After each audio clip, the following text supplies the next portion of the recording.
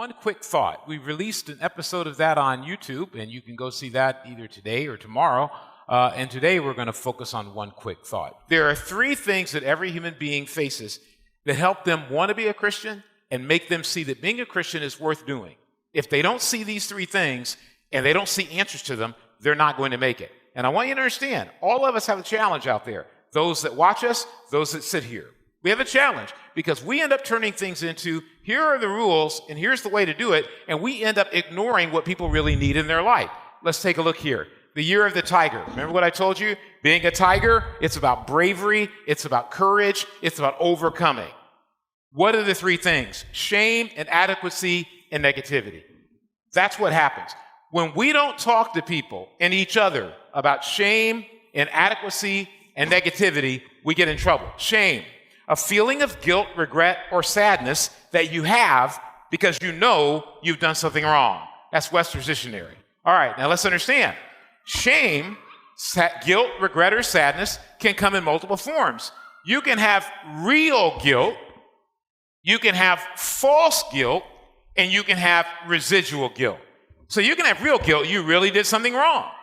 You can have false guilt where you think other people think you did something wrong, so you feel guilty because they're looking at you like you did something wrong. And then you can have residual guilt. You already apologized, you're already trying to change, but people are still bringing it up. All of them produce shame. Whether it's real, it's false, or it's residual, it makes us feel shame. If we don't learn to share God and share faith and share the scriptures with people in a way that removes their shame, it doesn't help them. Telling them, here's the times we meet, that doesn't help them. Telling them, here's the rules we follow, that doesn't help them. Because when I'm dealing with shame, I don't know about you, I need help with my shame, not my geographic location. Number two, inadequacy. They feel that they do not have the qualities and abilities. They feel that they do not have the qualities and abilities necessary to do something or to cope with life in general. That's College Dictionary. Basically, you feel inadequate, like I can't do it. It could be school, it could be dating, it could be friends, it could be getting in shape, it could be anything. It could be getting a girlfriend or a boyfriend, it could be losing weight, it could be passing courses, it could be being excellent at your profession, it could be anything that you feel inadequate about. And don't raise hands. Who in here or out there doesn't think they have forms of inadequacy? I mean, who doesn't feel that? When we share God with people, but we don't allow them to talk about their inadequacies, or more importantly, we don't share our own inadequacies, what happens is church becomes about, here's the rules, here's the doctrines, are you going to do it? Am I saying doctrine's not important? No, it is. But it's not as important as someone being able to say, hey, I'm feeling shame and I'm feeling inadequacy and I don't know what to do with it. And the younger we are, the less hardened we are to those things, which is good. And so we need answers right now. And I think a lot of times when we sit down with each other and talk about faith, we don't talk about shame. We don't talk about inadequacy. We talk about here's what you need to do. Here's when you need to do it. And if you don't do it, here's what's going to happen. And none of those meet anybody's needs. Check yourself if you're currently studying the Bible with someone. Are you talking about shame, how to resolve it? Are you talking about inadequacy? And what does it say here? Negativity. Negativity is often a product of insecurity produced by feelings of shame and inadequacy. I don't know about you, but I've been feeling that since I was in elementary school, since I was conscious. We all need that, and that's what the Bible does the best job of taking care of. So let's look at a guy who can teach us how to do two things. Help each other and help others to be able to develop faith in God. Because we need in the world faith in God more than we ever have. There's wars, there's diseases, there's famines, there's hatred, there's people beating up people on planes. It's crazy. Why?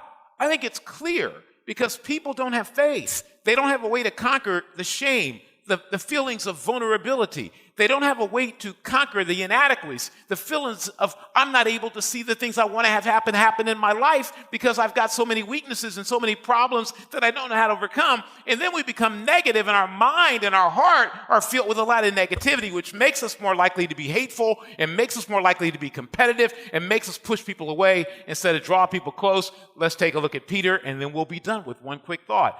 Everyone needs a friend. That's the first thing you learn from Peter in Luke 5. As Jesus stood beside Lake Galilee, a crowd of people pushed to get closer to him and to hear the teachings of God. Jesus saw two boats at the shore of the lake. The fishermen were washing their nets. Jesus got into the boat that belonged to Simon. He asked Simon to push off a little from the shore. Then he sat down in the boat and taught the people on the shore. What did Jesus do? Jesus got in the boat with Simon. A lot of the times we won't get in the other person's boat. We got our boat, they got their boat, and we say, I'm sorry, your boat is sinking. Jesus said, I'm getting in the boat. I want to know what this guy is like. I want to know what this guy is doing. I want to be connected to this person. The first thing we need to do if we're believers is we need to say, I'm willing to get in someone else's boat and get to know where they're at and what they're like. And of course, Jesus was going to use his boat to teach other people, but he picked Simon's boat. Everyone needs a friend. Simon didn't go, get out of my boat. Why? Everyone needs a friend. You say, well, I'm afraid to get in someone's boat. But if you're afraid to get in someone's boat, 1 John 4 says that there's no fear in love. So if you love people, you shouldn't be afraid to get in the boat. You should just get in the boat. Everyone wants to trust.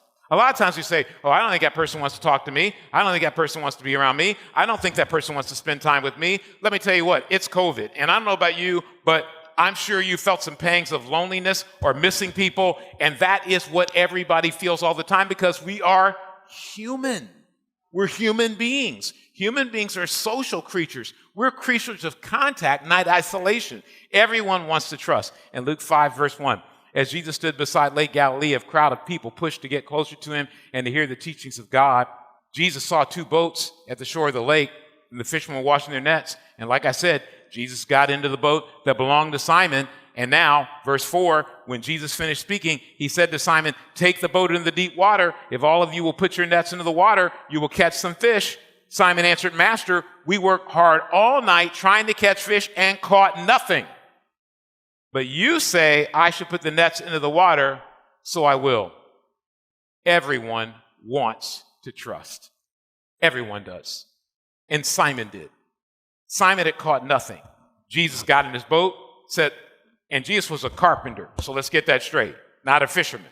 He said, put your water out in the deep. Simon was like, man, we've been working all night. We got nothing. And he's thinking, you're this teacher, carpenter dude, and suddenly you know how to find fish. But you know how it is when you get to the bottom, when things aren't working out? You're very open to help. And Simon said, I think I'm going to trust you. I think it's easy to look at people in the world and think, they won't trust me. They don't want a relationship. But that's all in our head. Do you know I almost didn't become a Christian? And it's because I was in two classes in college. One was a class with a religion class. That's a long story about why I took that because I never took religion classes. And another one was calculus class. In both classes, I sat next to Christians. But only one of them invited me to church. Only one of them believed I was willing to trust. For many of us that believe in God, we don't believe people want to trust. We don't believe people want to be friends, but they do. Why? Because everybody's trying to deal with shame, inadequacy, and everyone is trying to deal with the negativity in their heads. Everyone wants to trust, and everyone needs a miracle. In Luke 5, they trusted Jesus. They befriended Jesus. In Luke 5, verse 6, the fishermen put their nets into the water. Their nets were filled with so many fish that they began to break. They called their friends in the other boat to come and help them. The friends came, and both boats were filled so full of fish that they were almost sinking. Everyone needs a miracle, and that's exactly what Peter got. That's exactly what he and his friends got. Everyone is looking for a break. Everybody is looking for good to happen in our lives. And guess what? When Jesus showed up, good happened. In Mark chapter 9, it says at one point, everybody was frustrated, and Jesus showed up, and people were filled with wonder and delight. What happens when we show up? What happens when we enter the room, right? If we come with the attitude that Jesus had toward Peter, people are going to be delighted to see us, and we can be the miracle that they're looking for in their life. And finally, everybody wants to change. Everybody wants to change. In Luke 5 and verse 8, the fishermen were all amazed at the many fish they caught. When Simon Peter saw this, he bowed down before Jesus and said, "Go away from me, Lord, I'm a sinful man." Now, don't you think that's odd? He gets a friend to jump in the boat. He's got someone to trust. He experiences a miracle. And he says to the guy who brought him all those things, get away from me. Now you may be asking, well, why would he say get away from me? Shame, inadequacy, and negativity. Let's keep reading. James and John, the sons of Zebedee, were amazed too. James and John worked together with Simon. Jesus said to Simon, don't be afraid. From now on, your work will be to bring in people, not fish. Jesus didn't condemn, he condoned. He said, you're missing the point. This isn't about your shame. This isn't about your inadequacy. This isn't about your negativity. This is about your purpose and why you're here. I've helped you. Now you're going to go help somebody else. And you know what he was doing? He was basically putting into the life of Peter, the soon-to-be apostle.